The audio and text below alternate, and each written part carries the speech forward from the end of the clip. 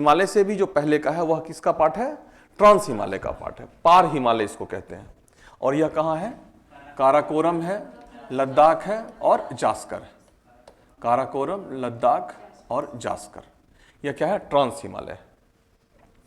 उसके बाद जो मेन हिमालय है, ये देखिए आप, ये मेन हिमालय हो गया। मेन हिमालय में आता है कौन सा? ग्रेटर हिमालय, लेसर, हाँ लेसर हिमालय, और क्या है? Shivalik range. Greater Himalaya, greater Himalaya, sorry, greater Himalaya है, लेसर हिमालय है और शिवालिक। जैसे सबसे प्राचीन कौन सा है? ट्रांस हिमालय के बाद ग्रेटर हिमालय, लगभग 6 करोड़ वर्ष पहले बना है, ठीक है। लेसर हिमालय का बना है 4 करोड़ वर्ष पहले बना है, और शिवालिक का बना है वो अभी भी कंटिन्यूअस प्लेस्टोसीन एज से अभी भी कंटिन्यूअस निर्माण की प्रक्रिया से गुजर रहा है। अब इसमें देखेंगे जो लेसर हिमालय है, लेसर हिमालय के साथ जो इसकी विशेषता है, आप लोग पढ़ते होंगे काराकोरम, लद्दाख, जास्कर और पीर पंजाल। पीर पंजाल तो लेसर हिमालय का ही जो है वेस्टर्न एक्सटेंशन है वो क्या है? पीर पंजाल। कभी कंफ्यूज मत कीजिएगा, जो पीर पंजाल जो है वह ट्रांस हिमालय का पार्ट है। पीर पंजाल ट्रांस हिमालय का पार्ट नहीं है। किसका पार्ट है? वह लेसर हिमालय का पार्ट। इसी का वेस्टर्न जो है एक्सटेंशन है वह क्या है? पीर पंजाल है। पीर पंजाल जो है जम्मू को कश्मीर से अलग करता है।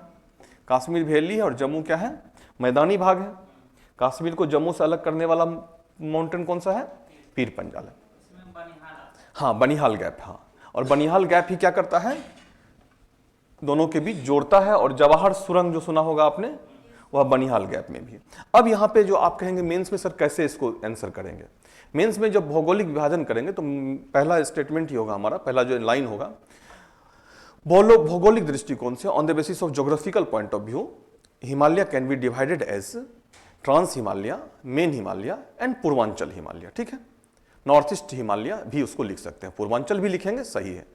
तो अब उसके बाद trans Himalaya, under trans Himalaya there are 3 Himalaya mountainous region, Karakoram, Ladakh and Zanskar, जो कि क्या है? यह प्रीवियसली हिमालय से भी अधिक प्राचीन है, एंशिएंट मोस्ट फॉर्मेशन है, which is formed by the Tethyan sea, Tethys सागर से बना हुआ है। फिर उसके बाद ग्रेटर हिमालय है। ग्रेटर हिमालय जो है यह बना है कब? यह बना है लगभग 6 करोड़ ओलिगोसीन पीरियड में, लगभग ओलिगोसीन पीरियड में इसको माना गया है। उसके बाद लेसर हिमालय है और शिवालिक है। अब इस हिमालय का जो है एक कॉम्प्रिहेंसिव हम लोग इसका क्या करेंगे?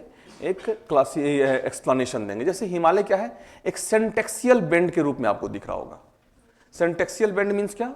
देखिए इस फिगर में और एग्जैक्ट दिखेगा, ये देखिए सिंटेक्सियल बेंड, हाँ सिंटेक्सियल बेंड है। सिंटेक्सियल बेंड क्या होता है? हेयर पिन टर्न, जो हेयर पिन लगाते हो तुम लोग, हाँ देखो ऐसा कुछ है, यह हेयर पिन टर्न है, यह है ना। इसके पीछे रीजन है मूवमेंट ऑफ इंडियन प्लेट। भारतीय प्लेट के गति की दिशा क्या थी? ईस्टर्न पार्ट में अधिक थी, किसकी तुलना में? पश्चिमी वेस्टर्न पार्ट की तुलना में, जिस कारण से हिमालय का निर्माण किस फॉर्म में हुआ है? सेंटेक्सियल बेंड के फॉर्म में हुआ है। पहली विशेषता। दूसरी विशेषता, सिंटेक्सियल बेंड लिख लीजिए,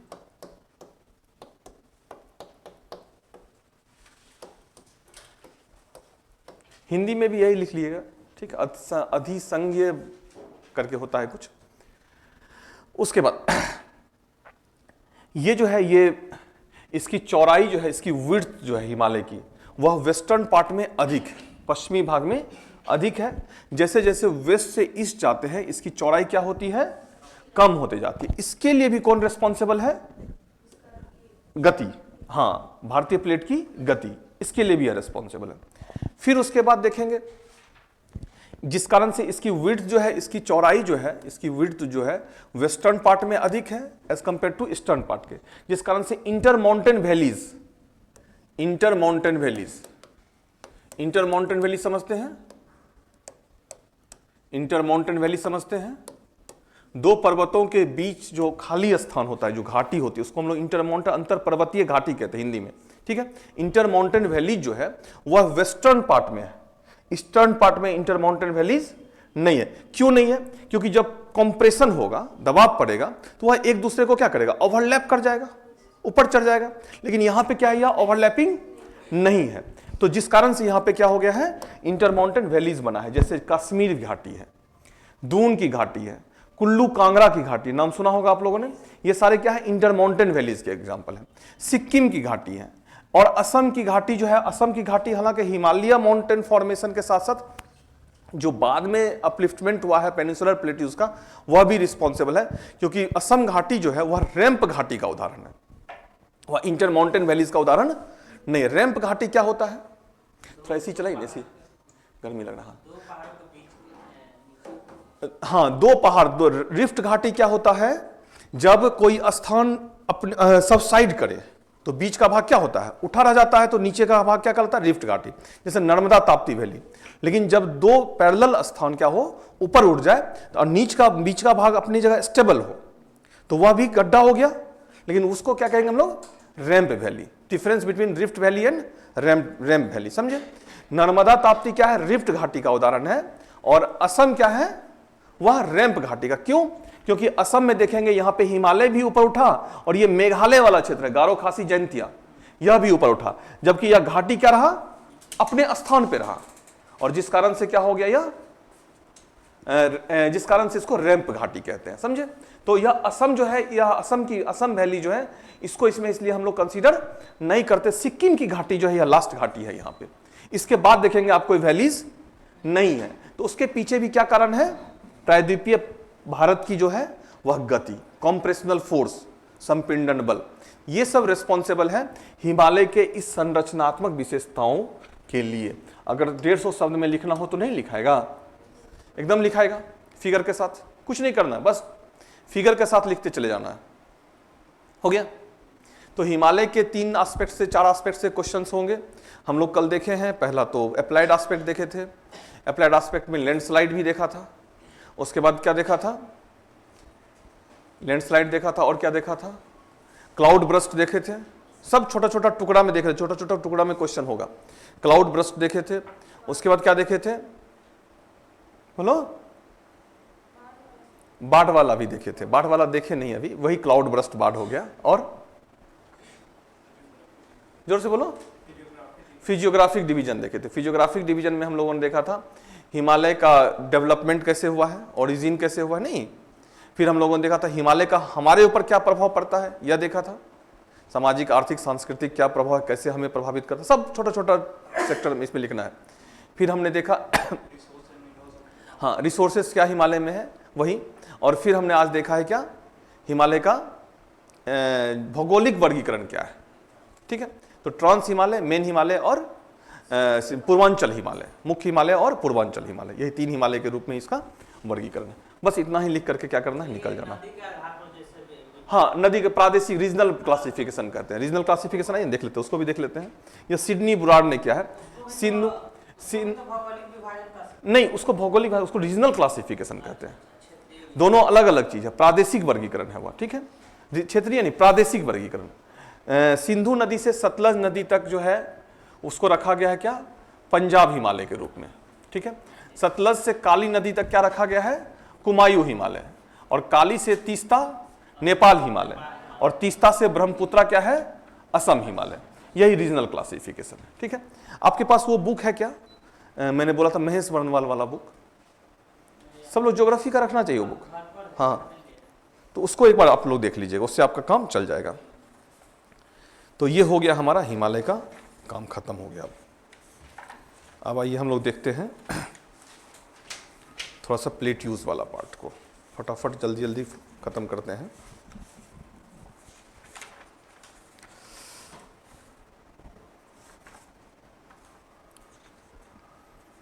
हम लोगों का नोट्स जब होता था, एग्जाम के समय का नोट्स ऐसा ही होता था, छोटे छोटे वर्ड में सारा नोट्स कंप्लीट होता था, फटाफट फटाफट रिवीजन में क्या होता है, उससे आसानी होती है।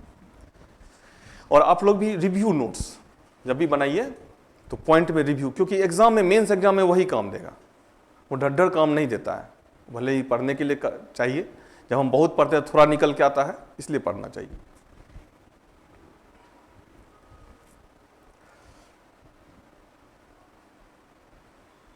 ये डायरेक्शन देख रहे हैं हिमालय, कल भी मैंने बताया था, यही डायरेक्शन देख रहे हैं, इसलिए कॉम्प्रेशनल फोर्स इधर अधिक लगेगा इसके कंपेयर में, जिस कारण से यहाँ पे क्या होगा, यहाँ पे या कॉम्प्रेस्ड होगा, वैलीज एब्सेंट होंगे, नहीं विड्थ कम होगी इसकी, यहाँ पे विड्थ क्या होगी ज़्यादा। इस फिगर को बनाना चाहे तो बना लीजिए, बनेगा ये फिगर क्या, मूवमेंट ऑफ इंडियन प्लेट इसके साथ अटैच होगा तो अच्छा रहेगा ये फिगर।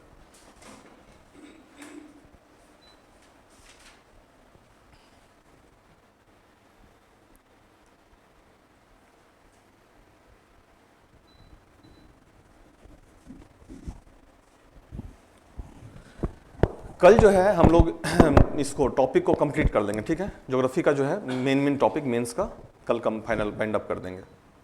कल जो है थोड़ा लंबा क्लास भी चलेगा, इकोनॉमिक ज्योग्राफी वाला पोर्शन भी कल डिस्कस कर देंगे।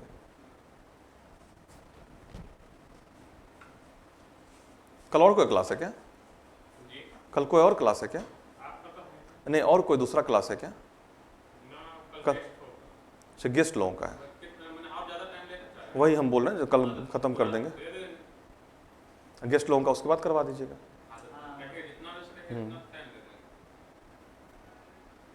कल पूरा खत्म ही कर देंगे।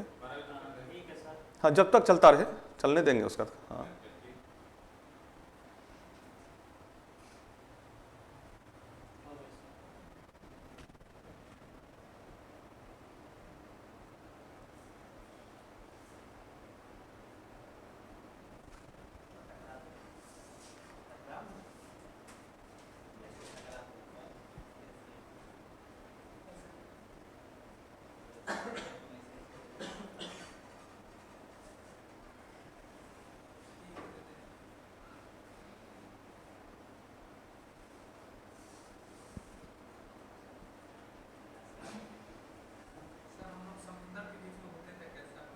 हाँ समुंदर के बीच में ही थे। हाँ एग्जैक्टली, हम लोग समंदर के बीच में ही थे। हाँ देखिए यही था सिस्टम, समझे। अभी हम लोग इक्वेटर के नीचे थे, विषुवत रेखा के नीचे थे। अभी हमारा लैटिट्यूडनल क्या है एक्सटेंशन 8 डिग्री 4 मिनट से है, और हम लोग 8 डिग्री नीचे थे, वहां से चल के हम लोग यहाँ आए हैं। तो कहते हैं ना जो सब कुछ निरंतर बदल रहा है, ठीक है वही।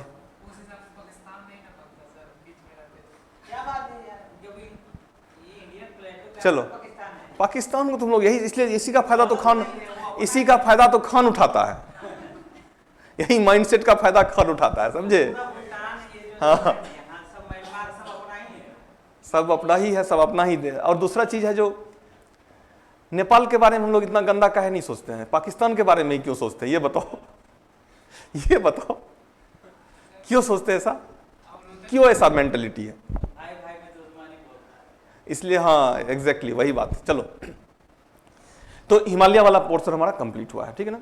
मिडिल गैंगेटिक प्लेन है यह, इसको हम लोग देखेंगे। दूसरा जो फिजियोग्राफिक मेजर डिवीजन था कौन सा था, यह मध्यवर्ती मैदान है ना।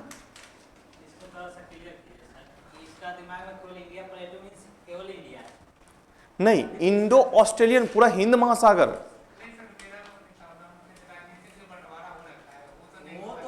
देखो राजनीतिक वो सब चीज मत जाओ ना, वो सब काहे जा रहे हो, सब चीज पे राजनीतिक बंटवारे पे काहे जा रहे हो, सब चुनाव के समय वो सब याद करना, ठीक है।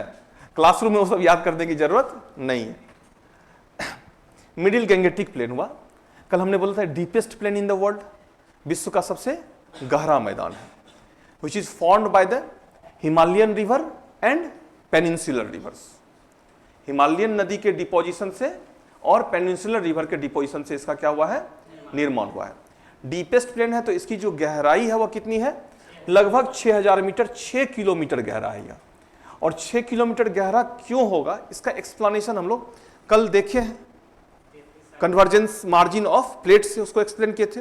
जहां पे कनेक्टिंग पॉइंट होगा, जहां दो प्लेट्स के मीटिंग पॉइंट होंगे, वह क्या होगा, सबसे डीपेस्ट पार्ट होगा, और डीपेस्ट पार्ट ही है यह। हो सकता है आने वाले दिनों में अकॉर्डिंग टू यू हम लोग जहां हैं वहां हिमालय हो, समझे, वह अपलिफ्ट होकर के वह माउंटेन बन जाए। तो देखना, देखेंगे हम लोग जब बनेगा तो ये जो है यह मिडिल गैंगेटिक प्लेन क्या है, डीपेस्ट पार्ट ऑफ वर्ल्ड है, most fertile land of the world, विश्व की सबसे उपजाऊ मिट्टी भी इसमें है। फिर on the basis of composition, and on the basis of profile parts, middle Gangetic plain can be classified as भावर, तराई, बांगर और खादर। नाम सुना होगा, भावर, तराई, बांगर और खादर। बेसिकली है क्या यह, समझिएगा। जैसे यह हिमालय रीजन है, यह शिवालिक है, हम लोग पढ़े हैं। शिवालिक का क्या होगा, यह माउंटेन फुट रीजन होगा? नहीं होगा। माउंटेन फुट समझते हैं, पर्वत पदीय क्षेत्र, पर्वत का जो फुट रीजन, हाँ, जो क्लोजेस्ट फुट रीजन है। तो ऑब्वियस सी बात है, माउंटेन फुट रीजन होगा तो नदियां यहां आ रही होंगी, जो रिवर्स होंगे वह ऊपर से नीचे आ रहे होंगे, तो रिवर की गति स्पीड क्या होंगी, यहाँ पे अधिक होगी। तो बड़े बड़े अपने साथ बोल्डर्स लेके आएंगे, तो इस बोल्डर्स का डिपोजिशन होगा इसके माउंटेन फुट रीजन में, पर्वत पदीय क्षेत्र में। और चूंकि बड़े बड़े बोल्डर्स का साइज बड़ा होगा, इसलिए जो रिवर है वह क्या होगा, इस बोल्डर में के अंदर जाके इनलैंड हो जाएगा, विलुप्त हो जाएगा, डिसअपियर हो जाएगा। नदियां यहां नहीं दिखेगी, रिवर विजिबल नहीं होगा, लेकिन रिवर का शोर सुनाई देगा। अगर जाओगे ना, प्रैक्टिकल देखोगे, नदी का शोर आवाज आता है, लेकिन नदी दिखता नहीं, ऊपर बड़ा बड़ा बोल्डर्स दिखता है। क्या है, इस क्षेत्र को कहा था भावर क्षेत्र, यही क्लासिफिकेशन है, भावर क्षेत्र। जैसे जैसे मैदानी भाग में नदी आएगी, नदी की गति कम होगी कि अधिक होगी? क्यों कम होगी? क्यों कम होगी? एग्जैक्टली, क्योंकि स्लोप कम होगा। एग्जैक्ट आंसर दो, स्लोप, ढाल कम होगा। और नदी की गति किससे डिसाइड होती है? उसके स्लोप से और वाटर के वॉल्यूम से। अगर वॉल्यूम फिक्स है तो स्लोप घटेगा बढ़ेगा, तो उससे क्या होगा, उसका एनर्जी डिसाइड होगा। गति क्या है, फॉर्म ऑफ एनर्जी है, ऊर्जा है। और ऊर्जा अगर कम होगी तो उसके साथ जो लोडेड एलिमेंट्स है, जो लोडेड सब्सटेंस है, उसके साइज भी क्या होंगे, छोटे होते जाएंगे। छोटे छोटे टुकड़ों को ट्रांसपोर्ट करेगी। तो अब यहां पे क्या होगा, छोटा छोटा टुकड़ा का डिपोजिशन होगा ना। और यहां पे एक बार फिर से नदी जो है वह विजिबल होगी। ठीक है, रिवर जो है यहां पे एक बार फिर से क्या होगा, विजिबल होगी। किस रीजन में? तराई रीजन में। यहां इनलैंड है और यहां पे आउटलैंड हो जाएगी नदी, तराई में। हाँ, तराई का जो एरिया होगा वह क्या होगा, वहां पे नदी विजिबल कहने का सेंस है, नदी पानी ऊपर से दिखेगा। और ये एरिया जो है हमेशा क्या रहेगा, मडलैंड एरिया, कीचड़ के रूप में रहेगा। उत्तराखंड का एरिया जो देखोगे, अल्मोड़ा वगैरह का एरिया है, वह ऐसा ही एरिया है। उत्तराखंड के जो फॉरेस्ट है वह इसी एरिया में। अब सालों भर दलदल होगा तो वहां पे दलदल से संबंधित विशेषताएं होंगी। दलदल संबंधित विशेषताएं क्या होंगी, जो वहां पे मॉस्किटोज का क्षेत्र होगा, डेंस फॉरेस्ट का एरिया होगा।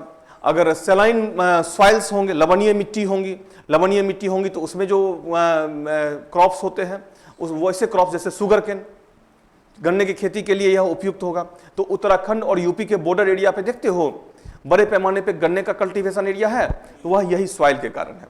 फिर अब आइए, अब नदी आ गई है मैदानी भाग में, प्लेन में आ गया है, यूपी बिहार प्लेन में आ गया है, तो नदी का जो है स्पीड कम हो जाएगा, नदी की गति कम हो गई।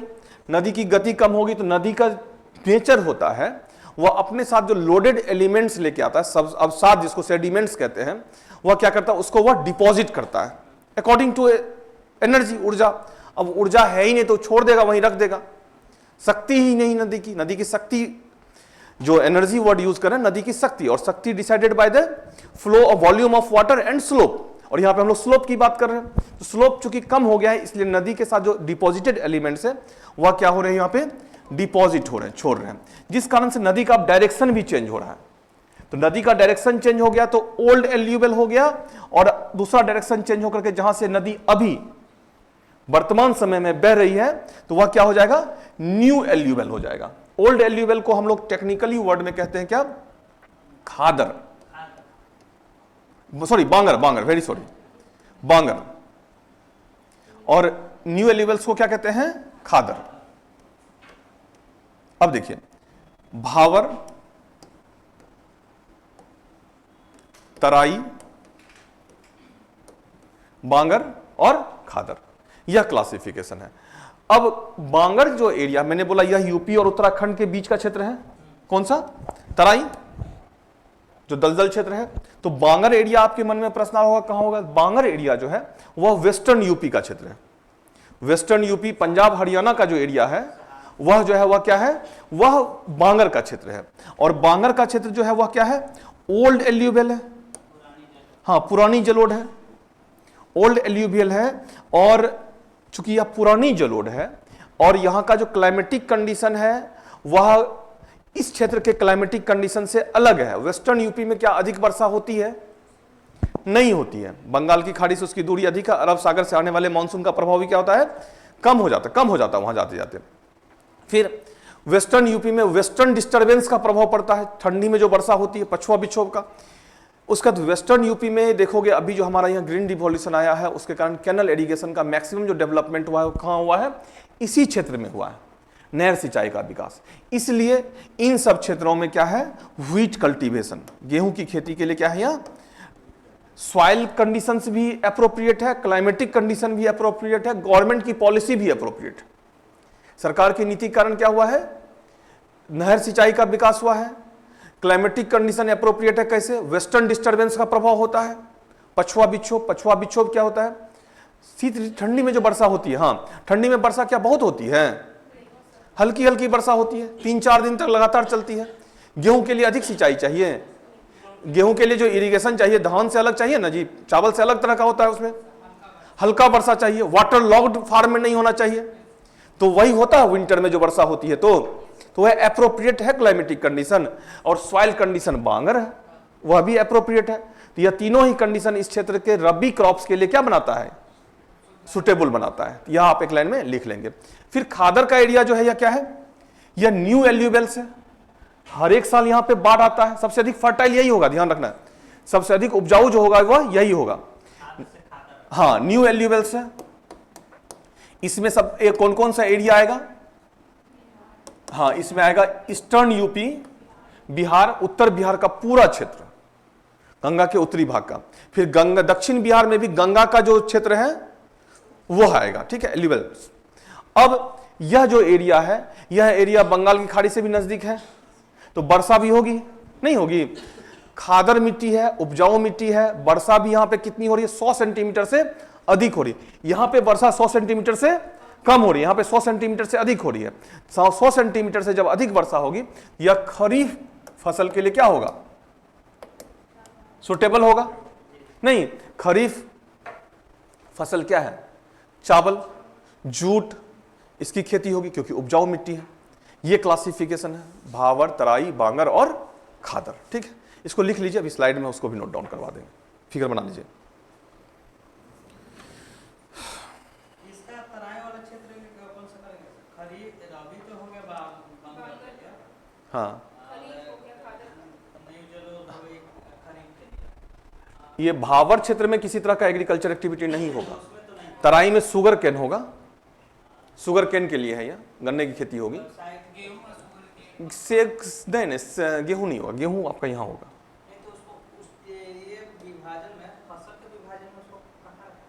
किसको, शुगर केन को, नहीं शुगर केन जो है वह इसमें आएगा, रबी में आएगा, हाँ।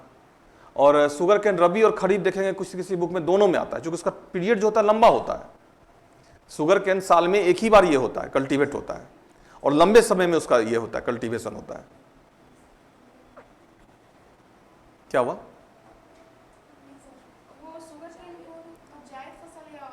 ना जाए औद्योगिक फसल अलग, यह इस क्लासिफिकेशन की बात करें। औद्योगिक फसल अलग होता है, वह प्लांटेशन फार्मिंग में आता है, कैश क्रॉप्स में आता है वह, लेकिन अकॉर्डिंग टू क्लाइमेटिक कंडीशंस और अकॉर्डिंग टू क्लाइमेट क्लासिफिकेशन पूछ रहा है, क्रॉप सीजन कौन सा होगा, फसल ऋतु के बारे में पूछ रहा है। हो गया। अब देखिए भावर, तराई, बांगर और खादर, इसको और देखेंगे आप तो इसको स्लाइड से भी, ये कुछ फिगर है, वही फिगर हम लोग अभी बनाए थे, division of northern plain of India on the basis of geomorphological features, है ना, यही अभी हम लोग डिस्कस किए थे। हाँ बना लीजिए, जितना अधिक से अधिक फिगर बनाएगा इसमें उतना अच्छा रहेगा।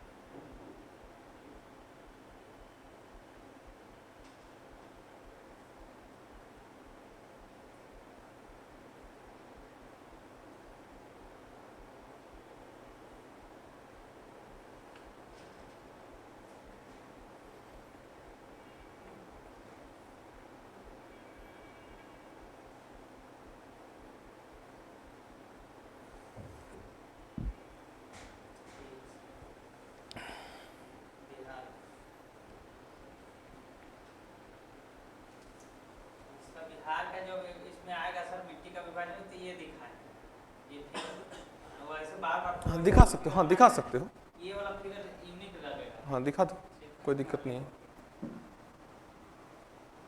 जब रेगुलर क्लास के फॉर्म में आएगा ना तो फिर और डिटेल्स में इसको हम लोग पढ़ेंगे, अभी शॉर्ट में हम डिस्कस करके खत्म कर रहे हैं।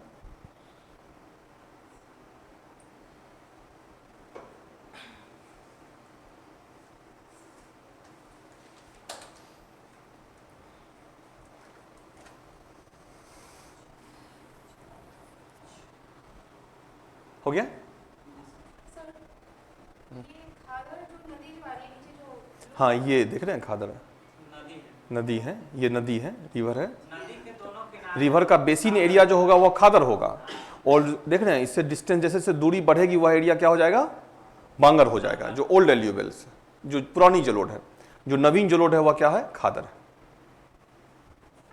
और बेसिकली अगर आपसे पूछेगा पूछता है vertical classification of middle Gangetic plain, question का डायमेंशन अगर चेंज होता है, ऊर्ध्वाधर विभाजन करें, तो वह भी एक्सप्लेनेशन में यही आएगा। डोंट बी कंफ्यूज्ड, समझे, एकदम कंफ्यूज नहीं कीजिए। क्वेश्चन पूछ रखा है यूपीएससी में एक बार, वर्टिकल क्लासिफिकेशन, वर्टिकल क्लासिफिकेशन कैसे होगा, तो हिमालय का हो सकता है ना ऊंचाई, नहीं, ये जीरो ओशियन क्या है, बे ऑफ बंगाल क्या है, जीरो है, सी लेवल है, ये इसकी हाइट जीरो है। इसके बाद जैसे जैसे आगे बढ़ते हैं ऊंचाई क्या होती है, तो यही तो वर्टिकल क्लासिफिकेशन हुआ। और vertical classification of Indian soil में यही कंटेंट लिखाएगा हमारा। हॉरिजॉन्टल वाला में क्या कैसा फिगर बनेगा, हॉरिजॉन्टल वाले में भी यही लिखाएगा सेम। और वर्टिकल क्लास, ये इसलिए मैंने बोला कंफ्यूज एकदम नहीं करना है, जो वर्टिकल क्लासिफिकेशन भी यही है। तो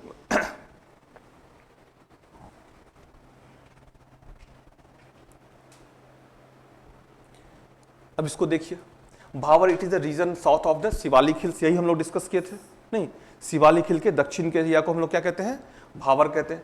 very less vegetation is found here, very less vegetation is found here. हाँ मिट्टी का विभाजन, जैसे मिट्टी का प्रकार पूछेगा तो यही वाला बना देंगे। नहीं, मिट्टी का प्रकार कैसे बना दोगे, ये वाला मिट्टी का प्रकार अलग है, सॉइल थोड़ी है ये क्या, उसमें क्या लिखा होता है, geomorphological division, geographical division, vertical classification, ये सारी चीजें होंगी तो वो बनेगा। मिट्टी का प्रकार पूछेगा तो आपको बनाना होगा जलोढ़ मिट्टी, काली मिट्टी, लाल, जो आगे पढ़ेंगे हम लोग, लाल मिट्टी, लेटेराइट मिट्टी, अलग अलग टाइप्स के जो सॉइल है उसको पढ़ना बनाना होगा। आगे फिगर हम डिस्कस कर देंगे उसको, ठीक है।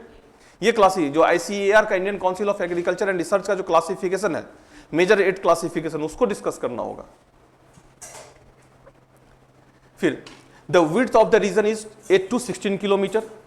फिर water streams disappear in this region into permeable sediments. Permeable sediments means क्या, परमिएबल सेडिमेंट्स मीन क्या, जो परमिएबल रिवर बेस्ड सेडिमेंट्स होता है, जो पैरेलल रिवर, जो सदाबहारी नदियों के द्वारा सेडिमेंट्स आता है, उसके कारण जो है नदियां क्या होती है, डिसअपियर हो जाती है। It is not suitable for cultivation, ठीक है। Terai, it is the region south of the Bhabar region and runs parallel to it, उसके पैरेलल चलता है यह। फिर dense vegetation is found in this belt, why, because of mudland topography, river यहां पे presence होता है फर्स्ट टाइम। फिर the width of the region is 20 to 30 kilometre, उसकी विड्थ कम थी, इसकी विड्थ क्या है, 20 से 30 किलोमीटर है। Water streams re emerge from Bhabar in this region, water streams क्या होते हैं, यहां से री इमर्ज, भावर रीजन के बाद यहां पे क्या होता है, री इमर्ज होते, यहां दिखते हैं, विजिबल होता है, ऊपर आता है। It is suitable for cultivation. Which type of crops cultivated in this region?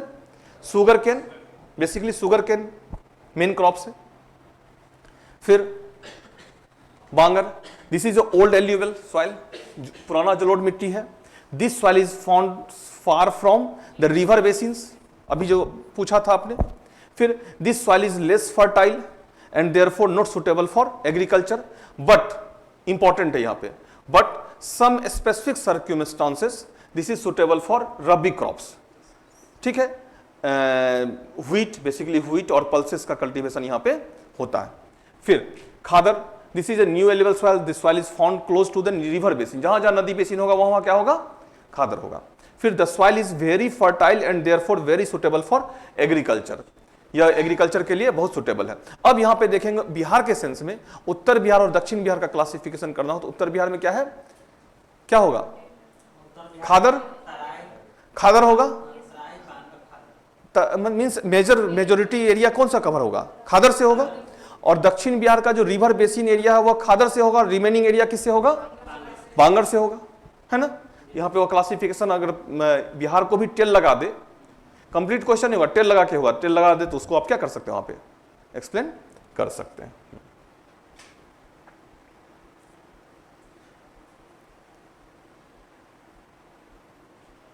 आप जो सॉइल पूछ रहे थे, ठीक है, सॉइल देखिए, एल्यूबल सॉइल है, जलोढ़ मिट्टी है, on the basis of composition of soils, texture of soil, according to ICAR, Indian Council of Agriculture and Research, soil of India can be classified as 8 major classification, ठीक है।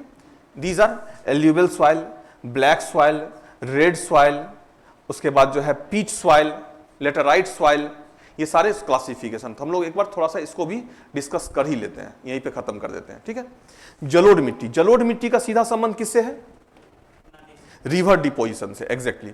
तो मेजोरिटी ऑफ सॉइल जो हमारा है वह क्या है, जलोढ़ मिट्टी का एरिया है। मेजोरिटी ऑफ जो हमारे यहाँ कवर्ड एरिया है वह किससे है, जलोढ़ मिट्टी से। तो जलोढ़ मिट्टी क्या उत्तर भारत में ही है कि दक्षिण भारत में भी है, दक्षिण भारत में भी, एग्जैक्टली। जैसे हमारे यहाँ उत्तर भारत में हिमालयन रिवर और पेनिनसुलर रिवर से यह एल्यूवियल सॉइल का फॉर्मेशन हुआ है, जलोढ़ का निर्माण हुआ है, नहीं हुआ है। उसी तरह से पेनिनसुलर एरिया में भी तो बहुत सारे रिवर्स हैं, और पेनिनसुलर एरिया में हम लोग पढ़े हैं कहीं पे आर्कियन स्ट्रक्चर है, कहीं पे बेसाल्टिक स्ट्रक्चर है, दो मेजर स्ट्रक्चर है। बेसाल्टिक स्ट्रक्चर मींस क्या, काली मिट्टी, और आर्कियन स्ट्रक्चर मींस क्या, लाल मिट्टी। तो काली मिट्टी के क्षेत्र से जो नदी बहेगी वह क्या करेगी, काली जलोढ़ का निर्माण करेगी, जैसे ये दिख रहा होगा आपको, है ना। और जो नदी लाल मिट्टी के क्षेत्र से बहेगी वह क्या करेगी, अपने बेसिन में लाल जलोढ़ का निर्माण करेगी। तो आपको लिखना होगा जो एल्यूवियल सॉइल, जलोढ़ मिट्टी भारत में उत्तर भारत के मैदानी भागों में तो पाया ही जाता है, साथ ही साथ they are found in peninsular river basin regions. Peninsular river basin regions में भी इसके दो क्लासिफिकेशन होंगे, रेड एल्यूवियल्स और black alluvials. Red alluvials area में जो लाल मिट्टी के क्षेत्र में जो नदियां बहेंगी वह रेड एल्यूवियल्स होगा, और जो ब्लैक मिट्टी के क्षेत्र में जो नदियां बहेंगी वो क्या होगा, ब्लैक एल्यूवियल्स होगा, समझे।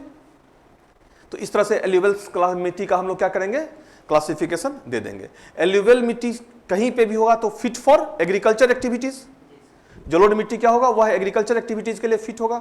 और अगर एल्यूवियल मिट्टी के बारे में ही डिटेल्स में लिखना पड़े तो फिर यहां पे लिख दो Bhabar Terai alluvial in northern plain area, alluvial मिट्टी, alluvial soils can be classified as Bhabar, Terai, Bangar and Khadar. Basically Bhabar को नहीं लिखना, Terai, Bangar and Khadar are the part of alluvial soils, ठीक है। तो थोड़ा उसको डिटेल्स कर देंगे, उसमें हमारा काम चल जाएगा। फिर उसका देखेंगे ब्लैक सॉइल।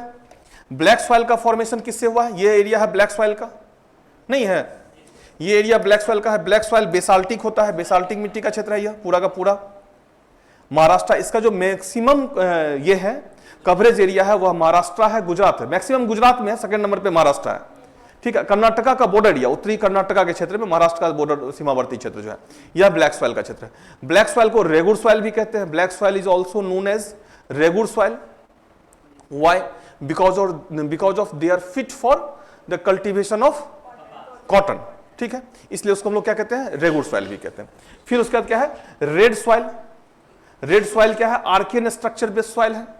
अब आर्कियन स्ट्रक्चर बेस्ड सॉइल है तो ये एरिया भी, लोकेशन भी देखेंगे, ज्योग्राफिकल लोकेशन भी, तो यहां पे लेस रेनफॉल का एरिया है, यहां पे वर्षा भी क्या होती है, कम होती है। तो वर्षा कम होती है तो ऑब्वियस बात है यह किसके लिए फिट होगा, या रबी जायद क्रॉप्स के लिए और रबी क्रॉप्स के लिए, दलहन तिलहन के लिए यह फिट है रेड सॉइल का एरिया। तो यह एक्सप्लेनेशन हम लोग ले लेंगे। फिर कोस्टल प्लेन्स है, western coastal plains and western coastal plain. Western coastal plain की विड्थ क्या है, कम है, छोटी है। क्यों? क्योंकि जो है maximum river of peninsular areas का माउथ कहां है, Bay of Bengal. They flows from the west to east, north west to south east, that's why their mouth is in Bay of Bengal. और इसका यह इंपैक्ट है जो यहां पे इसकी विड्थ क्या है, अधिक है, इसकी चौड़ाई अधिक है, तो ऑब्वियस सी बात है यहां पे भी क्या होगा, फ्लड आता होगा। फ्लड आता होगा तो यहां पे भी क्या होगा, बांगर और खादर जैसे कंसेप्ट होंगे यहां पे भी नहीं। बांगर और खादर, जो ओल्ड फ्लडेड एरिया होगा यहां पे बांगर होगा, जो न्यू फ्लडेड एरिया होगा वह क्या होगा, खादर होगा। इसलिए, और दूसरा क्या है, यह जो एरिया है यह 23.5 डिग्री के नीचे है, ट्रॉपिकल रीजन में है। कोस्टल रीजन है, वर्षा यहां पे अधिक होगी, वर्षा अधिक होगी। कोस्टल रीजन है, ट्रॉपिकल रीजन है, तो यहां पे जो एग्रीकल्चर एक्टिविटीज होगा वह क्या होगा, वह राइस होगा, वह चावल की खेती होगी, नहीं होगा, फिट फॉर राइस। तो सदर्न इंडिया में देखते हो राइस की, चावल की खेती होती है। जितना भी बनता है खाने का आइटम, ढोकला उकला, जितना ढोकला कहते हैं, इडली बड़ा सांभर सब, हाँ सारा क्या होता है, वह राइस का ही पार्ट होता है। वहां गेहूं का खेती नहीं होता है। साउथ इंडिया जाओगे तो होटल वगैरह में रोटी ढूंढना पड़ेगा, महंगा मिलेगा, मिलेगा भी नहीं, खाते भी नहीं है लोग, वहां पे चावल ही खाते हैं। तो ये है आपका। फिर अब यहां पे एक पॉइंट और देंगे, जहां जहां राइस कल्टीवेशन अधिक होगा वह एरिया डेंस पॉपुलेटेड एरिया होगा और जनसंख्या घनत्व तो क्या होगी, अधिक होगी। उसके पीछे रीजन है, जो राइस में फर्टिलिटी रेट भी अधिक होता है। राइस जनरली कहां होता है, ट्रॉपिक ह्यूमिड रीजन में होता है, उष्ण आर्द्र क्षेत्र में। उष्ण आर्द्र क्षेत्र का प्रजनन दर नेचुरली जो होता है वह क्या होता है, अधिक होता है as compare to temperate region के। पहला। दूसरा है, राइस से अधिक लोगों का लाइवलीहुड पूरा हो सकता है। 1 केजी चावल में कितना लोग खा लेता है, 1 केजी आटा में कम ही लोग खाएगा, ये है। तो राइस जो है अधिक लोगों के खाने, खाद्यान्न की आपूर्ति सुनिश्चित करते हैं। इसलिए राइस कल्टीवेटेड एरिया वर्ल्ड में जहां जहां है वह क्या है, डेंस पॉपुलेटेड एरिया है। तो वेस्टर्न घाट, ईस्टर्न घाट रीजन में, ईस्टर्न कोस्टल रीजन में अगर राइस कल्टीवेशन होता है तो यह भी क्या है, पूरा डेंस पॉपुलेटेड एरिया है। क्यों, वेस्टर्न घाट के, ठीक है। तो यह भी एक पॉइंट आप यहां पे जोड़ लेंगे। तो यह हो गया आपका क्या, क्लासिफिकेशन ऑफ सॉइल। यह अलग था और वह अलग था, ध्यान रखना है। सॉइल पूछेगा तो यह आपको लिखना है, समझे।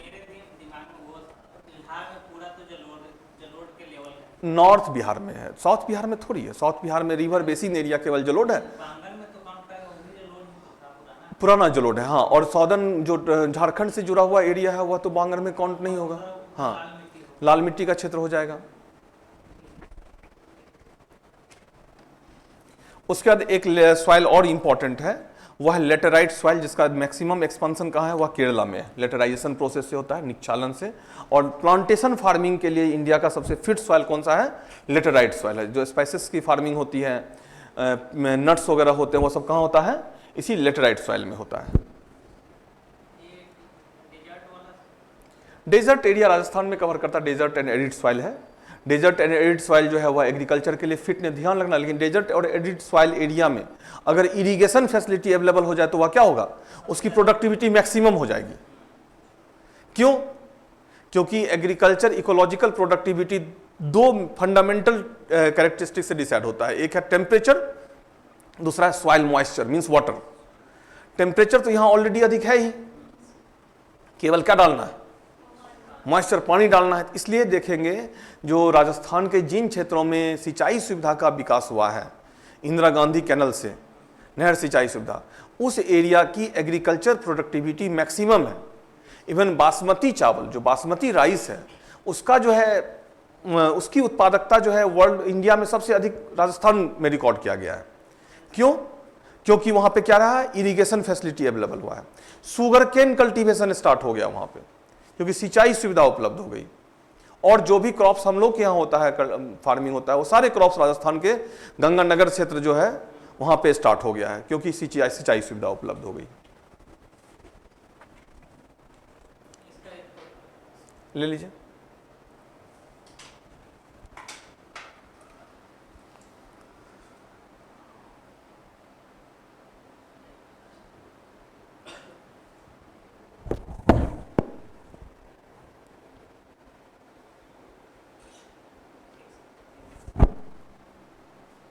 अब देखो, ये कोस्टल प्लेन है।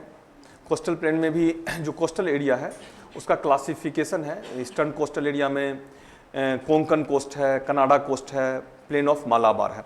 और कोरोमंडल कोस्ट। यहाँ दो कोस्ट को हम लोग डिस्कस करेंगे डिटेल्स में, यह क्लाइमेट से भी जुड़ेगा हमारा। कोरोमंडल कोस्ट का संबंध किससे है? तमिलनाडु से है, और मालाबार कोस्ट का रिलेशन किससे है? केरला से। ये दोनों ध्यान रखना, दोनों में कंफ्यूजन होता है। मॉनसून सबसे पहले स्ट्राइक कहाँ करता है? मालाबार कोस्ट पे करता है, सबसे पहले केरला में करता है। 1 जून का उसका टेंटेटिव डेट है, लेकिन इधर लास्ट 4-5 ईयर से डिले हो ही जा रहा है, वो due to global warming. Uncertainty of monsoon जो हुआ क्या हो गया? बढ़ गया। 1 जून को यह स्ट्राइक करता है कहाँ? मालाबार कोस्ट पे। हाँ, और रिट्रेटिंग मानसून से वर्षा कहाँ होती है? कोरोमंडल तट से। ये दोनों याद रखेंगे, ठीक है। और नॉर्दर्न सरकार जो है यह कहाँ है? यह आंध्रा और उड़ीसा का सम्मिलित क्षेत्र है, और उत्कल जो है वह किसका पार्ट है? उड़ीसा का पार्ट, उड़ीसा और बंगाल का पार्ट। हाँ, कोंकण क्या है? महाराष्ट्र है। महाराष्ट्र से मंगलोर, मंगलोर से गोवा जो है कनाडा है, और गोवा से नीचे क्या है? वह मालाबार है। इसको फिगर का भी फोटो ले लीजिए, ठीक है। ये सब आपको यूज होगा।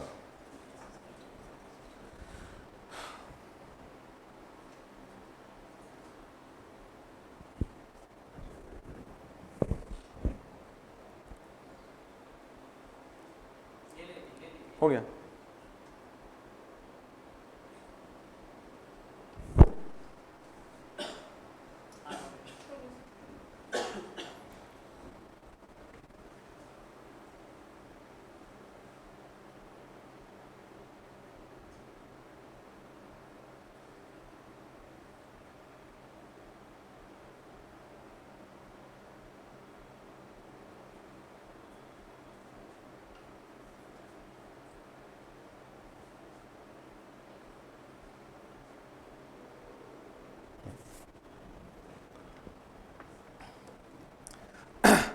अब एक और क्लासिफिकेशन है, ये भी बहुत इंपॉर्टेंट है। जैसे मिडिल गैंगेटिक प्लेन हमने देखा, उसे जोड़ करके हमने प्लेन एरियाज के सारे को डिस्कस कर लिया।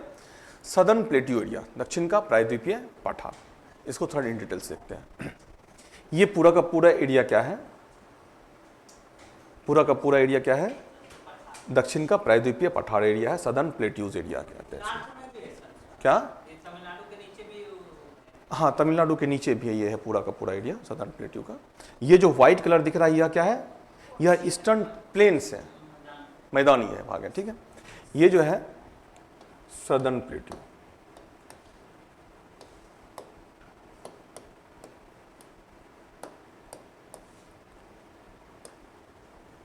दक्षिण का प्रायद्वीपीय पठार। दक्षिण के प्रायद्वीपीय पठार की अगर हम लोग बात करते हैं, केवल यह प्लेट्यूज नहीं है, यह क्या है? प्लेट्यू और माउंटेन से बना हुआ स्ट्रक्चर है।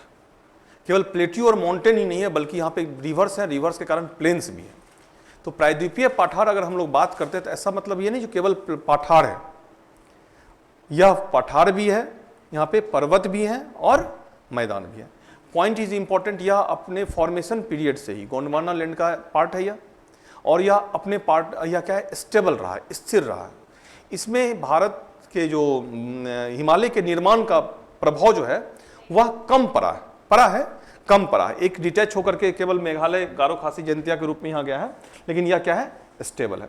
लेकिन इसके अलावे भी कुछ इसके कैरेक्टरिस्टिक, जैसे यहाँ पे ग्लेशियर का एविडेंस है, यहाँ पे कहीं कहीं हिम के प्रमाण मिले, मीन्स कहीं यहाँ पे क्या था? ग्लेशियराइज्ड था कभी यह, जो यह प्रूफ करता है जो यह कहाँ था? हायर लैटिट्यूड्स की ओर था, उच्च अक्षांश की ओर था, जिस कारण से वहाँ पे ग्लेशियराइजेशन हुआ होगा, या फिर क्लाइमेट चेंज हुआ होगा। क्लाइमेट चेंज का यह कम है, लेकिन यह जो है उच्च अक्षांशीय और ध्रुव के क्लोज था, इसकी संभावना अधिक है। उसके बाद आप देखेंगे अगर फिगर में आए यहां से, तो यह हो गया उत्तर में किससे घिरा हुआ है? विंध्याचल से।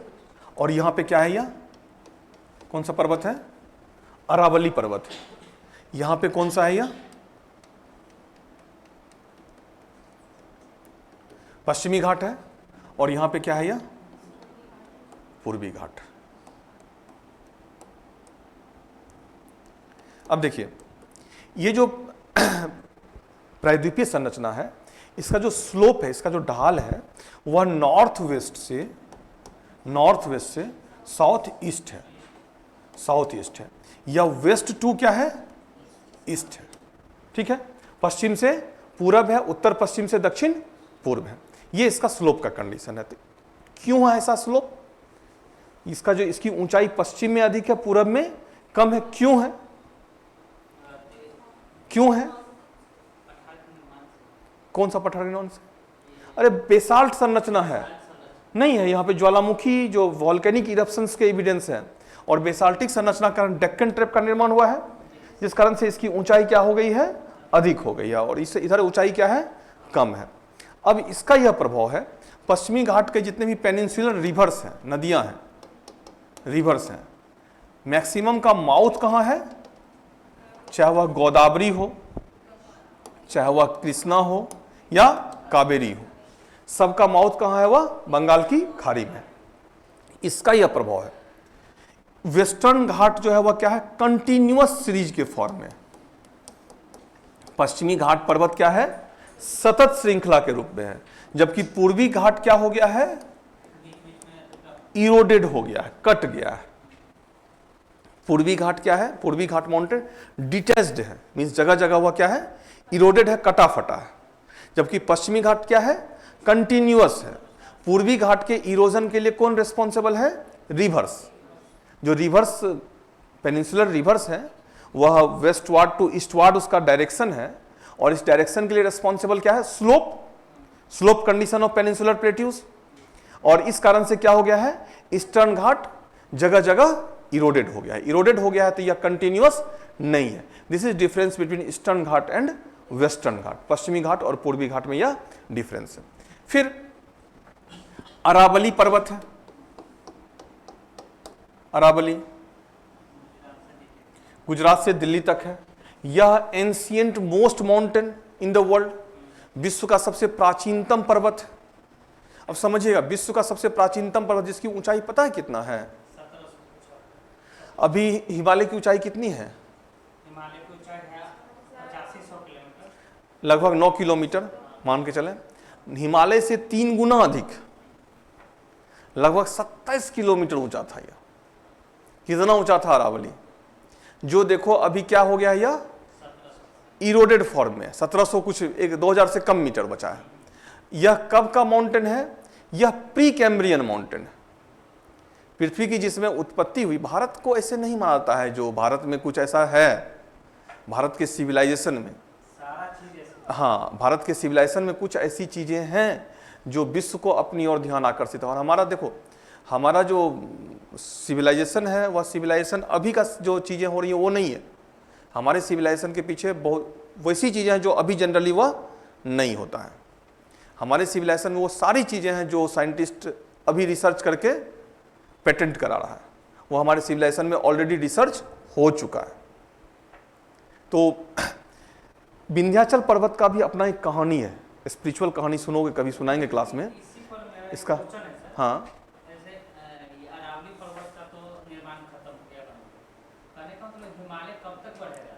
सिवाय कोई नहीं जैसे जैसे कुछ भी उसका नहीं है। अरावली से हम लोग नहीं कुछ भी एक्सप्लेनेशन नहीं ले सकते हैं अभी। कुछ जो प्लेट टेक्टोनिक थ्योरी है वह थ्योरी जो है अभी भी इनकम्प्लीट है। साइंटिस्ट उसको इनकम्प्लीट मानता है, क्योंकि प्लेट का मूवमेंट कब बंद होगा? प्लेट का मूवमेंट बंद हो जाएगा तो सृष्टि का विनाश हो जाएगा। समझे ना? ये चल रहा है, फॉर्मेशन हो रहा है, निर्माण और विनाश की प्रक्रिया से क्या हो रहा है? गुजर रहा है। सब कुछ परिवर्तनशील है। बौद्ध धर्म में कहा गया सर्वम क्षणिकम, सब कुछ क्या है? क्षणिक है। सर्वम क्षणिकम वर्ड है। हमारे यहाँ सब कुछ है। जो प्लेट टेक्टोनिक थ्योरी या ये वो अभी कहता है, हमारे हर एक दर्शन में सारी चीजें, सब कुछ क्षणिक है, कुछ भी परमानेंट नहीं है। क्या यह परमानेंट है? आज से 100 साल पहले यह बिल्डिंग था, क्या 100 साल 2 साल 100 साल के बाद रहेगा? इसकी संभावना है? नहीं है। और यह हमने कह दिया, हमने बहुत साल पहले कह दिया ये सब चीज़ों को, मतलब हमारे सिविलाइजेशन ने कह दिया। साइंटिस्ट जो है अब इसको लेकर के रिसर्च करे। इसलिए तो इंडियन सिविलाइजेशन को, इंडियन जो रिलीजन है, धर्म है, इंडियन धर्म कहने का सेंस है हिंदू धर्म नहीं, जो हमारी सभ्यता पर आधारित जो धर्म है, उस धर्म पर रिसर्च विश्व के बड़े बड़े यूनिवर्सिटी अभी भी कर रहे हैं। आखिर क्या है इसमें ऐसा जो उस समय कह दिया गया था? ये सारी चीज़ें कुछ तो लॉजिक होगा, कुछ ना कुछ तो कंटेक्स्ट होगा उसका, जिसके आधार पर ये सारी चीज़ें कही गई होंगी। उसी को खोजा जा रहा है, उसी की खोज हो रही है। तो ये जो अरावली है यह विश्व का क्या है? सबसे प्राचीनतम पर्वत है। और अरावली की भी कहानी है हमारे धर्म ग्रंथों में। बड़ा ही बेहतरीन कहानी है। और यह कितना ऊंचा था? लगभग 27 किलोमीटर से अधिक ऊंचा था, जो अभी घट के कितना हो गया है? 2 किलोमीटर घट के हो गया है। इसके बारे में कहा था जिस दिन यह पेनी प्लेन हो जाएगा उस दिन पृथ्वी का विनाश हो जाएगा, मतलब एक युग का खत्म हो जाएगा। यह हमारे रिलीजन में ऑलरेडी कहा जा चुका है और होगा। जो अब साइंस कह रहा है, जो वॉल्केनिक एज आया था पृथ्वी पे, पूरे पृथ्वी पे ज्वालामुखी था। पृथ्वी पे जो है आइस एज आया था, पूरे पृथ्वी पे क्या था? केवल आइस था। वाटर एज आया था, पूरे पृथ्वी पे आइस एज आएगा तो आइस पिघलेगा तो पूरे पृथ्वी पे पानी। और हमारे ग्रंथों में पहले ही कहता है जल प्लावन की कथा नहीं, एक मनु और ये बचा था, सब की डेथ हो गई थी। तो वो ऑलरेडी हमारे सिविलाइजेशन में पहले ही एक्सप्लेन, लेकिन उसका तरीका क्या है? अलग है। साइंस क्या कराता है? वह प्रूफ करके दे रहा है। अरावली के बारे में और समझिएगा। अरावली जो है प्राचीनतम पर्वत है, लेकिन रेसिडुअल फॉर्म में है, तो ऑब्वियसली बात यहाँ पे मिनरल्स वगैरह जो होंगे क्या होंगे? वह ऊपरी लेयर में होंगे। तो यहाँ पे मिनरल्स जो है वह ये राजस्थान और गुजरात के क्षेत्र में खनिज पाया जाता है। जिंक, जस्ता, एस्बेस्टस, ये सारे मिनरल्स यहाँ पे पाए जाते हैं। फिर इसका अलग अलग जगह पे अलग अलग नाम है, ठीक है। जैसे गुजरात से लेकर के क्या है इसका? दिल्ली तक हर्षनाथ की पहाड़ी है, सॉरी हर्षनाथ बोल रहे हैं, हाँ। तो ये जो है अलग अलग इसके नाम है। सह्याद्री तो ये हो गया, पश्चिमी सह्याद्री हो गया, सह्याद्री नहीं है ये। इसके जैसे हरियाणा में इसका अलग नाम है, उसके बाद जो राजस्थान में इसका अलग नाम है, लोकल नाम है, ये सब रीजनल नाम है।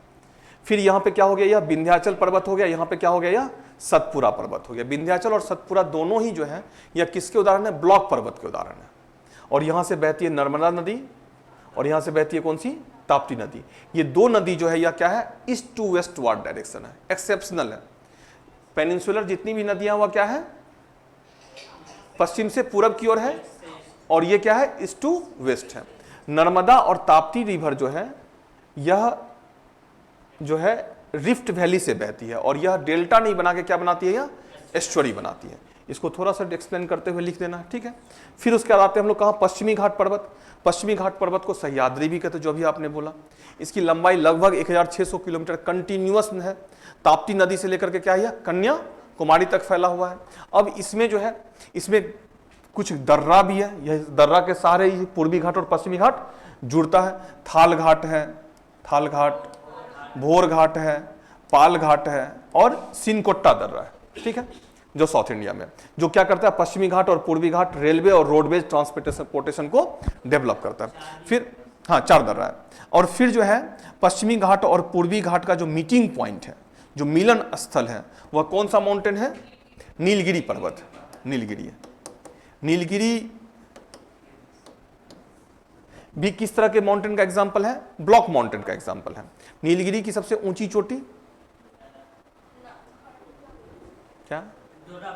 दोदा बेटा, जो दक्षिण भारत की दूसरी सबसे ऊंची चोटी है। नीलगिरी पर ही एक टूरिस्ट प्लेस है जिसका नाम है ऊटी। उत्तर भारत में बहुत सारे हिल स्टेशन हैं, लेकिन दक्षिण भारत में कुछ लिमिटेड हिल स्टेशन है, यही नीलगिरी अन्नामलाई पे।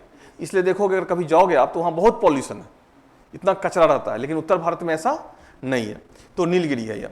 फिर नीलगिरी के नीचे क्या है? अन्नामलाई की पहाड़ी है। अन्नामलाई क्या है? इसकी सबसे ऊंची चोटी अनाईमुडी है। अनाईमुडी, ये सब पीटी के फैक्ट्स भी हैं, लेकिन यहाँ पे हम लोग इसमें बहुत डिटेल्स नहीं जाएंगे। यहाँ पे जाएंगे कॉन्सेप्चुअल डिटेल्स में क्या। फिर इसके नीचे जो है कार्डोमम हिल है, अगस्ता मलाई है, कोट्टा मलाई है, बहुत सारे मलाई रीजनल नाम है इसके, कार्डोमम हिल है। लेकिन यहाँ पे सबसे इंपॉर्टेंट है क्या? Western Ghat mountain, specially in southern part of western Ghat mountain, यह रिच बायोडाइवर्सिटी का एरिया है। रिच बायोडाइवर्सिटी का एरिया क्या? एक लाइन लिखना होगा आपको। रिच बायोडाइवर्सिटी का एरिया है, कैसे और क्यों है यह? हाँ, वर्षा की भी अधिकता है और टेम्परेचर भी क्या होता है? अधिक होता है। और साथ ही साथ और भी, क्योंकि माउंटेन एरिया है तो वर्षा में वेरिएशन अकॉर्डिंग टू हाइट, वर्षा का जो अमाउंट होगा वह क्या होगा? चेंज होगा। और टेम्परेचर में भी क्या हो रहा है? चेंजेस हो रहे हैं। तो डाइवर्सिटी ऑफ जो है ऑर्गेनिजम्स क्या होंगे? यहाँ पे अधिक होंगे। तो पश्चिमी घाट पर्वत जो है यह जैव विविधता का के पॉइंट ऑफ व्यू से क्या है? रिच है। और रिच है, यहीं पे एक स्थान है केरला में साइलेंट वैली, जो रिचेस्ट बायोडाइवर्सिटी रीजन है, जिसको प्रोटेक्टेड रीजन है, हॉट स्पॉट रीजन है। यह जैव विविधता का क्या है? यह हॉट स्पॉट, ये सब वर्ड यूज कर देना है हॉट स्पॉट पे। पश्चिमी घाट जो है, हाँ तो ये जो जो बोल रहे हैं कहीं से भी क्वेश्चन का पार्ट हो सकता है, बस हम वही बोल रहे हैं जो क्वेश्चन जनरली होते हैं, ठीक है। हॉट स्पॉट रीजन है, जैव विविधता का क्षेत्र है, क्यों है तो इसका एक्सप्लेनेशन दे देना है टेम्परेचर और रेनफॉल से, ठीक है। फिर उसके बाद यहां पे देखेंगे एक पालनी पहाड़ी, पालनी हिल है, पालनी पे भी क्या है आप देखेंगे वह जो वाटरफॉल है जरसप्पा वाटरफॉल, वह पालनी पहाड़ी पे, अन्नामलाई के ईस्टर्न पार्ट में पालनी पहाड़ी जो है पालनी हिल्स है। तो यह टूरिस्ट प्लेस, पर्यटन के लिए भी दक्षिण भारत क्या है, हाँ जो भौगोलिक कारणों से पर्यटन के लिए भी एक अच्छा स्थान है, better place for tourism and better place for organisms, rich और रिच बायोडाइवर्सिटी के लिए भी क्या है फेमस है। इस तरह से इसको एक्सप्लेन कर लेना है। फिर उसके बाद आना है इसी में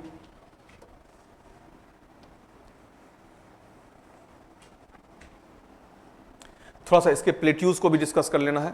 जैसे नॉर्दर्न प्लेट्यूज, उत्तर का पठार, ये पूरा का पूरा उत्तर का पठार हो जाएगा, ये हो जाएगा कर्नाटका का पठार, ये हो जाएगा क्या तमिलनाडु का पठार। उत्तर के पठार में कौन कौन सा आएगा, मालवा का पठार आएगा, बुंदेलखंड का पठार आएगा, मेवाड़ का पठार आएगा, यहाँ पे मेवाड़ का पठार, मालवा इधर मेवाड़ इधर होगा, बुंदेलखंड का पठार आएगा, यहाँ पे आएगा दक्कन का पठार आएगा। इस तरह से इसको क्या करना है डिवाइड करके क्लासिफिकेशन करना है। अब पठारी भाग का मैक्सिमम जो है अंडरस्टूड है वो खनिज के लिए फेमस होगा, बहुत उसमें दिमाग नहीं लगाना है। डिफरेंस केवल क्या है दक्कन पठार और कर्नाटका पठार में डिफरेंस यह होगा, दक्कन पठार में काली मिट्टी का क्षेत्र है, वहां पे खनिज की तुलना में बेसाल्टिक संरचना अधिक होगी और बाकी सभी में क्या होगा खनिज के लिए वह क्या होगा महत्वपूर्ण होगा। उसके बाद और क्या है कपास की खेती के लिए होगा। फिर छोटा नागपुर पठार को थोड़ा सा अलग से डिस्कस करना है। छोटा नागपुर पठार में अलग से डिस्कस करने का क्या है, छोटा नागपुर पठार जो है वह पॉलीसाइक्लिक लैंडफॉर्म का उदाहरण है, बहुत चक्रीय स्थलाकृति का उदाहरण है, इसलिए छोटा नागपुर पाट प्रदेश और स्टेपन शेप में है, सोपान क्रम में। जैसे एक फिगर बनाते हैं उस फिगर से समझाते हैं।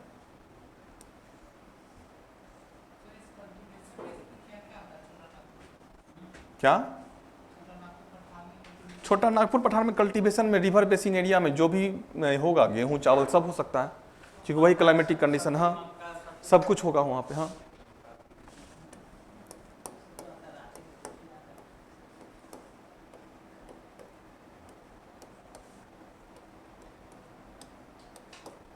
ये हो गया आपका पार्ट रीजन।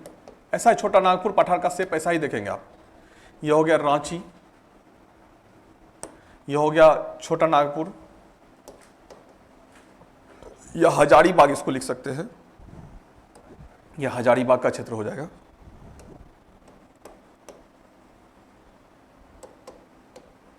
यह होगा आउटर हजारीबाग और ये आगे हम लोग मिडिल गंगेटिक प्लेन। अगर रांची से चलेगा तो कुछ ऐसा ही शेप आपको दिखेगा। इस तरह के सोपान क्रम में है। यह सोपान क्रम क्या होता है, बहुत चक्रीय स्थलाकृति, पॉलीसाइक्लिक लैंडफॉर्म का उदाहरण है। पॉलीसाइक्लिक लैंडफॉर्म क्या होगा, पॉलीसाइक्लिक लैंडफॉर्म हिमालय का निर्माण हुआ, हिमालय निर्माण का प्रभाव प्रायद्वीपीय संरचना में पड़ा होगा, तो यह भी क्या हो गया ऊपर उठा। फिर द्वितीय क्रम का उत्थान हुआ तो इसका प्रभाव इस पे पड़ा, तो फिर भी थोड़ा क्या हुआ यह ऊपर उठा। मींस हिमालय निर्माण का प्रभाव यहां पे पड़ा है। फिर दूसरा साइकिल, चक्र, एक चक्र होता है क्या, जब कोई उत्थान होता है, अपलिफ्टमेंट होता है, उसको ज्योग्राफी के वर्ड में कहते हैं इंडोजेनेटिक फोर्स जब काम करता है, अंतर्जात बल, तो स्थलाकृति क्या होती है ऊपर उठती है। जैसे ही ऊपर उठती है नदियां उसके ऊपर अपना इरोजन प्रारंभ करती है, नदियां इरोजन करती है, नदियां जब इरोड करते हुए उसको फिर से अपने पूर्व अवस्था प्री स्टेज में ला देती है, मींस पेनी प्लेन, तो उसको एक चक्र कहते हैं। ठीक है, एक चक्र क्या हो गया कंप्लीट हो गया। लेकिन क्या होता है, इंडोजेनेटिक फोर्स काम किया, स्थलाकृति का उत्थान हुआ, नदियों के द्वारा इरोजन भी स्टार्ट हुआ लेकिन कंप्लीट इरोजन होने से पहले ही एक बार फिर से उसका उत्थान हो गया। नदियां क्या करेगी, फिर से उसको इरोड करना प्रारंभ करेगी, फिर से वह अपने प्री स्टेज में आया नहीं कि फिर से उसका क्या हो गया अपलिफ्टमेंट हो गया। तो इसलिए उसमें बहुत सारे चक्र का निर्माण हुआ, बहुत सारे चक्रीय स्थलाकृति होंगे, तो वैसे स्थलाकृति को हम लोग क्या कहते हैं, पॉलीसाइक्लिक लैंडफॉर्म। क्या कहते हैं उसको, बहुचक्रीय स्थल। छोटा नागपुर का पठार जो है किसका उदाहरण है, पॉलीसाइक्लिक लैंडफॉर्म का उदाहरण है। और दामोदर नदी का नाम सुने हैं, दामोदर नदी जो है वह सुपर इम्पोज्ड रिवर का उदाहरण है। मींस उसने अपना एक चक्र पूरा नहीं किया, स्टार्ट हुआ तब तक फिर से क्या हो गया, ऊपर उठ गया, इसलिए उसको कहते हैं अध्यारोपित नदी। दामोदर नदी क्या ऐसी नदी है, पीटी के पॉइंट ऑफ व्यू से भी अध्यारोपित नदी का उदाहरण है। क्यों, क्योंकि वह सुपर इम्पोज्ड इसका है। दामोदर नदी है, गोदावरी नदी है, यह भी सुपर इम्पोज्ड रिवर का उदाहरण है। समझे, जो पेनिनसुलर छोटा नागपुर से निकलने वाली नदियां हैं वह क्या है, वह सुपर इम्पोज्ड। तो छोटा नागपुर का पठार न केवल खनिज की दृष्टिकोण से महत्वपूर्ण है, बल्कि यह अपनी विशिष्ट भौगोलिक दशा रखती है, जो कि बहुचक्रीय स्थलाकृति के रूप में जाना जाता है। पॉलीसाइक्लिक लैंडफॉर्म का बेस्ट उदाहरण है। और यह फिगर एक क्या करना है, बना देना है। समझे, बना लीजिए फिगर को।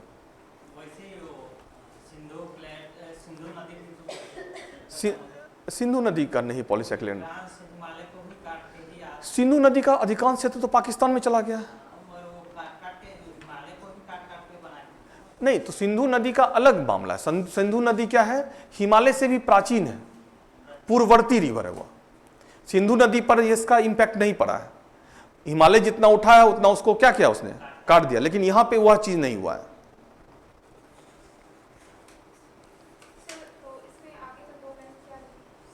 किसका, छोटा नागपुर का पठार बहुचक्रीय स्थलाकृति का उदाहरण है। न केवल खनिज की दृष्टिकोण से महत्वपूर्ण है, बल्कि अपनी विशिष्ट दशा रखता है, अर्थात बहुचक्रीय स्थलाकृति का उदाहरण है। बस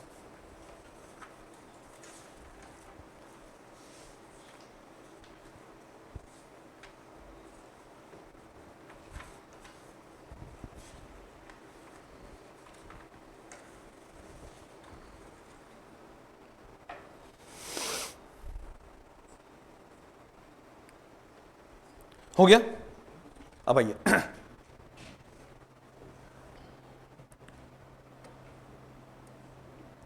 ये जो दिख रहा है आपको मेघालय का पठार है। क्या है यह, मेघालय का पठार। यह छोटा नागपुर पठार का ही कभी भाग था। यह जो है, यह किसका पार्ट था, छोटा। हिमालय निर्माण के समय हिमालय का कॉम्प्रेशनल फोर्स इतना अधिक था, जिस कारण से यह इससे टूट गया। लैंड मास, लैंड का टुकड़ा क्या हो गया, टूट के यहां डिटैच हो गया, इससे अलग हो गया। अलग होकर के नॉर्थ ईस्ट से आके यह क्या हो गया, जुड़ गया। समझे, तो मेघालय पठार की वही विशेषता होगी जो छोटा नागपुर पठार की विशेषता होगी। एक्सटेंशन, वही मैं बोल रहा हूं। हाँ, टूट गया था वहां से, टूट करके, और यह जो गैप रहा, यह फिर गंगा रिवर बेसिन से क्या हो गया, यह डिपॉजिट हो गया है। समझे, क्या यह एक दिन में हुआ होगा, यह करोड़ों वर्ष की घटना है, करोड़ों साल में हुआ होगा। तो जियोलॉजिकल टाइम स्केल जो होता है वह करोड़ों वर्ष की चीजें होती हैं। और हमारा जो मानव ये है वह क्या होता है, वह 100 साल का होता है। 80 साल जब जी लेते हैं हम तो कहते हैं अरे 80 साल में अगर डेथ होती है तो कहते हैं चलो वो एज हो गया था, 80 साल ही समझो। तो लेकिन जो जियोलॉजिकल टाइम है वह करोड़ों वर्ष का। तो ये ऐसा हुआ है। अब देखेंगे यहाँ पे, यह जो मेघालय का पठार, इस मेघालय के पठार पे फिर प्रभाव पड़ा है। सबसे पहले तो यहाँ पे जो विशेषता होगी वह यहाँ पे जैसे बेसाल्ट संरचना, मेघालय पठार पे भी क्या होगा, हो सकता है, नहीं हो सकता है, क्योंकि छोटा नागपुर पठार भी काली मिट्टी से जुड़ा हुआ क्षेत्र था, यहाँ पे भी होगा। फिर उसका आर्कियन स्ट्रक्चर नहीं होगा, आर्कियन संरचना एकदम होगा। खनिज भी होंगे, मिनरल्स भी होंगे, होंगे ना, लोहा भी होगा, कोयला भी होगा, जो छोटा नागपुर का पार्ट है। फिर उसके बाद हिमालय निर्माण का प्रभाव जो है इस मेघालय के पठार पे पड़ा। ग्रेटर हिमालय, लेसर हिमालय, शिवालिक, 3 इसके एज है अपलिफ्टमेंट के। ध्यान रखना, आप कहोगे सर जब हिमालय का निर्माण अभी भी जारी है तो आप 3 अलग अलग एज कैसे कहते हैं। एक मेजर एज होगा जहां पे बड़े पैमाने पे कंटिन्यूअस हिमालय का उत्थान ही हो रहा होगा। कह रहे हैं ना, अभी 6000 मीटर गहरा, 6 किलोमीटर का दबाव पड़ रहा है जहां हम लोग रह रहे हैं। इतना सेडिमेंट्स है, कितना मैट्रिक टन का प्रेशर होगा, सोच सकते हो कितना फोर्स लग रहा होगा। यह फोर्स एक समय ऐसा हो सकता है एक्सीड करके, जो अचानक से पूरा का पूरा क्या हो, ऊपर उठ जाए, एकदम हो सकता है। कब होगा इसको कोई एक्सप्लेन, ऐसा हो सकता है क्योंकि जितने भी हिमालय, ग्रेटर हिमालय, लेसर हिमालय, सबके डीप में इस तरह का है। तो होगा तो फिर क्या होगा, समझ ही रहे हम लोग क्या होगा। तो इसी तरह से ये हिमालय निर्माण का प्रभाव यहां पे पड़ा और यहां पे भी क्या बना है, गारो, खासी और जैंतिया। ये जैंतिया माउंटेन जो है, ध्यान रखिएगा, यह हिमालय का पार्ट नहीं है, छोटा नागपुर प्लेट्यू का पार्ट है। मतलब यह क्या है, यह मेघालय पठार का पार्ट है, हिमालय का पार्ट नहीं है, पर्वत है, यह बलित पर्वत भी नहीं है, लेकिन हिमालय निर्माण का प्रभाव इस पे पड़ा है। और इसके कारण क्या हो गया है, गारो, खासी और जैंतिया, ये तीनों माउंटेन जो है तीनों फनल शेप में है, कीप के आकार में है, जिस कारण से अरब बंगाल की खाड़ी से जो नदियां, हवाएं आती हैं, वह तेजी से क्या होती हैं, ऊपर उठती हैं। तेजी से ऊपर उठती है तो क्या करती है, वह बारिश लाती है। इसलिए यह क्षेत्र जो है लगभग 1000 सेंटीमीटर से अधिक वर्षा का क्षेत्र है। अब यहां पे चीजों को समझिएगा, यहां पे सबसे अधिक वर्षा कहां होता था, चेरापूंजी में होता था। चेरापूंजी से शिफ्ट करके कहां आ गया, हुआ मौसिनराम में आ गया है। चेरापूंजी से शिफ्ट क्यों किया है, चेरापूंजी में आखिर वर्षा क्यों कम, ध्यान रखिएगा, चेरापूंजी में सबसे अधिक वर्षा होती थी, मौसिनराम में नहीं होती थी। अब चेरापूंजी में वर्षा कम हो गई है, जिस कारण से सबसे अधिक वर्षा का स्थान कौन सा हो गया, मौसिनराम। ऐसा नहीं चेरापूंजी में जो है मौसिनराम में वर्षा बढ़ गया है, ये नहीं है।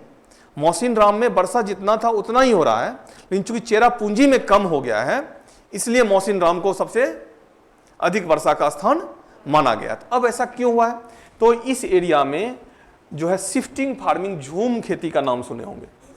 ये जो गारो, खासी, जैंतिया, यह ट्राइब्स के नाम पे पड़ा है, सब ट्राइब, लोकल ट्राइब है।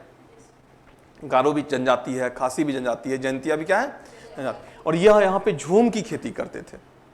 और चेरापूंजी एरिया में शिफ्टिंग फार्मिंग के कारण बड़े पैमाने पे पेड़ों की कटाई हुई, और पेड़ों की कटाई हुई, डिफॉरेस्टेशन हुआ, तो वहां से उसका प्रभाव किसके ऊपर पड़ेगा, क्लाइमेट पे, वर्षा पे पड़ेगा।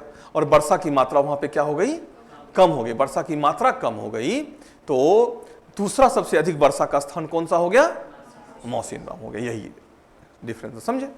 फिर एक चीज और समझिएगा, वर्षा के साथ बड़ा ये है, अगर किसी स्थान पे वन है और वहां पे डिफॉरेस्टेशन हो जाता है, मीन्स क्या कहता है, वनों की कटाई हो जाती है, तो फिर से वहां पे रिफॉरेस्टेशन होना मुश्किल हो जाता है। क्यों, हाँ, क्योंकि वर्षा बहुत हो रही है, टॉप सॉइल क्या होता है, इरोड हो जाता है फास्टली।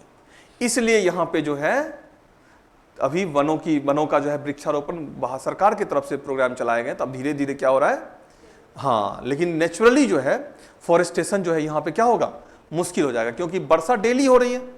तो सॉइल इरोडिंग कैपेसिटी भी क्या है, टेंडेंसी वहां पे अधिक है, टेंडेंसी अधिक है, तो जिस कारण से यहाँ पे क्या हो गया है, यह इरोड हो गया है। समझे इसको।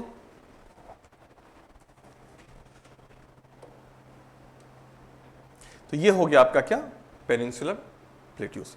अब थोड़ा सा एक दो चीज और हम लोग यहीं पे चेक कर लेते हैं, ठीक है, शॉर्ट में। रिवर्स में क्या देखते हैं, रिवर्स अगर देखा जाए तो रिवर्स को देखने से पहले दो तीन चीजों को देखिए। वाटर शेड रीजन होता है, एक जल विभाजक क्षेत्र होता है, समझे ना। वाटर शेड रीजन, जल विभाजक क्षेत्र किसको कहते हैं, जो दो नदियों के बीच का जो हाईएस्ट एरिया होता है, जो ऊंचा क्षेत्र होता है, जो दो नदी बेसिन को, रिवर बेसिन को एक दूसरे से सेपरेट करता है, उसी को हम लोग क्या कहते हैं, वाटर शेड रीजन कहते हैं। हिमालय भी क्या है, वाटर शेड रीजन का एग्जाम्पल है। इधर विंध्याचल पर्वत जो है, यह भी क्या है, वाटर शेड रीजन का एग्जाम्पल है। विंध्याचल पर्वत के उत्तर को हम उत्तरी भाग कहते हैं और दक्षिण को हम दक्षिणी भाग कहते हैं, ठीक है। और इसी के आधार पर हम लोग भारत की नदियों का एक जनरल क्लासिफिकेशन देखते हैं। हिमालय से जो नदियां निकलती है, उस नदी को हम लोग सामान्य भाषा में क्या कहते हैं, पेरेनल रिवर कहते हैं। हिमालयी नदी कहते हैं, सदावाही नदी कहते हैं। क्या है यह, सदा नीरा होता है, सदावाही या पेरेनल रिवर होता है, ठीक है। सदावाही नदी होती मीन्स क्यों, क्योंकि सालों भर इसमें पानी होता है। गंगा में देखते हो ना, सालों भर पानी होता है, जबकि दक्षिण भारत की नदियां क्या है, मौसमी नदी है, सीजनल रिवर है। यह क्या है, सीजनल रिवर है। मीन्स यहाँ पे रेनी सीजन में वर्षा अधिक होती है तो यहाँ पे क्या होगा, पानी होगा, और जैसे रेनी सीजन खत्म होगा तो पानी खत्म हो जाएगा। फिर उसके बाद ये जो है यह पूर्ववर्ती है, ठीक है, और यह जो है यह अनुवर्ती है। पूर्ववर्ती मीन्स क्या, यहाँ के जो स्ट्रक्चर है उससे पहले का बना हुआ है, प्रीवियस है यह। और यह क्या है, यह स्लोप के समानांतर स्थलाकृति बनने के बाद की नदी है। फिर उसके बाद हिमालय की कोई भी नदियां जो है वह प्रायद्वीपीय भारत की ट्रिब्यूटरी नहीं है, सहायक नदी नहीं है, लेकिन प्रायद्वीपीय भारत की अनेक नदियां क्या है, हिमालय की सहायक नदी। एक उदाहरण बताइए। ये अपना सोन नदी कहां से आता है, एमपी से आता है, और नर्मदा ताप्ती सोन अमरकंटक से, और यह कहां आके मिलता है, गंगा में आके मिलता है। इसी तरह से आप देखेंगे यमुना के साथ मिलता है कौन, चंबल, सिंध, केन, बेतवा, ये सब क्या है, प्रायद्वीपीय नदियां हैं जो किसकी सहायक नदी होती है, यमुना की। और यमुना फाइनली किसमें मिलता है, गंगा में। लेकिन हिमालय के किसी नदी को बताइए जो प्रायद्वीपीय भारत में मिलता है, नहीं। हाँ, तो हाँ एग्जैक्टली जो हम लोग फिगर पहला वाला देखे थे हिमालय वाला, उसमें चीजें क्लियर होंगी। इधर हाइट अधिक है जिस कारण से यहां से कोई नदी नहीं मिलती है, लेकिन यहाँ की नदियां इधर आके मिलती हैं।